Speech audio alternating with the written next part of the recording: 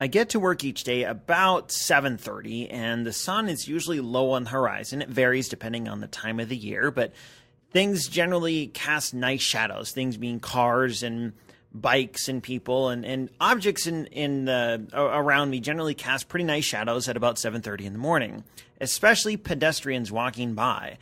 And on one particular day recently, I went out with my camera just to see if I could get a few good silhouette shots where the subject is so backlit that they're dark, and it's this intentional look where you just really see an outline of your subject.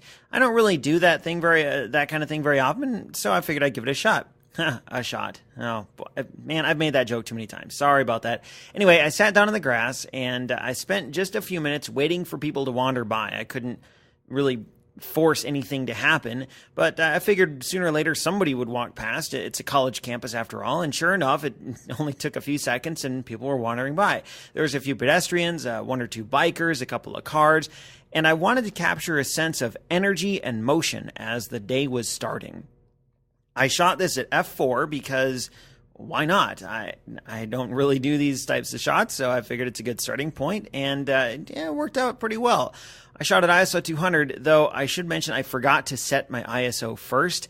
That's the first thing I do when I go out to shoot is I look at my lighting conditions, think about the photos I'll be taking, and set the ISO.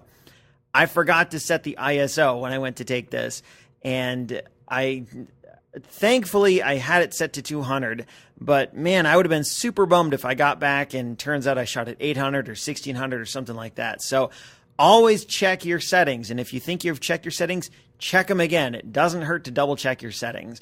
Anyway, so I'm sitting there on the ground.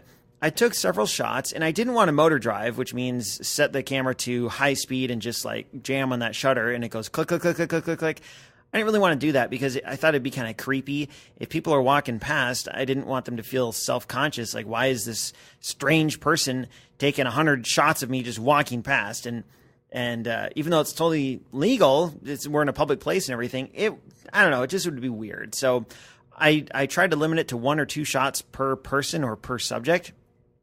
And I only spent a few minutes out there because I didn't want to spend all morning. So back in Lightroom later on, as I was looking over the photos, I had several that were okay, but this one, for a few reasons, really stood out over the rest. There's a nice sense of motion. She's got one leg on the ground, one leg behind her. Clearly, she's walking somewhere, and that wasn't present in some of the other photos. Even though these people were in motion when I took the photos, you didn't get a sense of motion and energy from looking at the still photos. Hopefully it looks like a college campus, at least. You've got those flags in the background, and there's a parking lot, and there's a building, and it might look like an office park too, I suppose.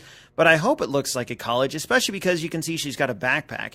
And I know that it's kind of dark. It's a silhouette, so you might have to look a little harder to see that it is a backpack. But hopefully, when you look at this picture, you see a college student, and you can see she's got cowboy boots on too, which lends a certain southwestern feel to the image, which is good because we're in Oklahoma. And I was pretty happy with how this all turned out. I didn't actually edit this much either. In terms of the coloring, this is almost exactly like it was straight out of the camera. I adjusted just a few things. You can go overboard with adjusting the contrast. So it's a silhouette, so I could have just upped the contrast a ton and it would have been totally silhouetted. But I don't know. I thought that might have been a little bit of a cop-out. I wasn't really ready to go that much post-processing.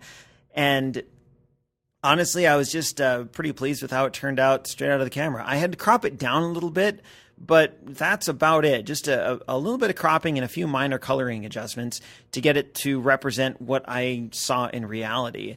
So I was fairly pleased with how that turned out.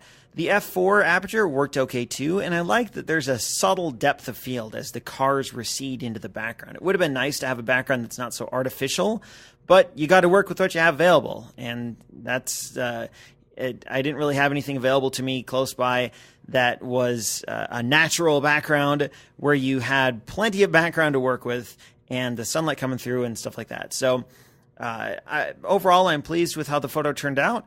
And the lesson here is I shot a very different photo in this same spot for the April 23rd Weekly 50. If you go back to the April 23rd, you'll see it's a photo of a person on a bike, and it's a panning shot.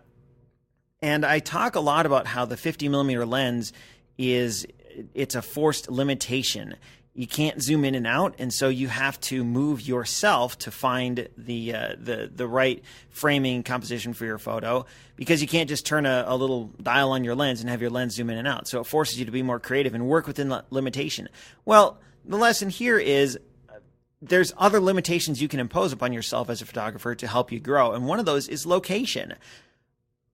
Location can be a creative way of finding more photographic opportunities. There's probably more things around your immediate surroundings to photograph than what you might realize. And if you think you've exhausted the possibilities of a particular location, maybe think again, maybe try and look from a different perspective, or look at different subjects in that same location and see if there's more photographic opportunities right before your very eyes that you might have never even realized before.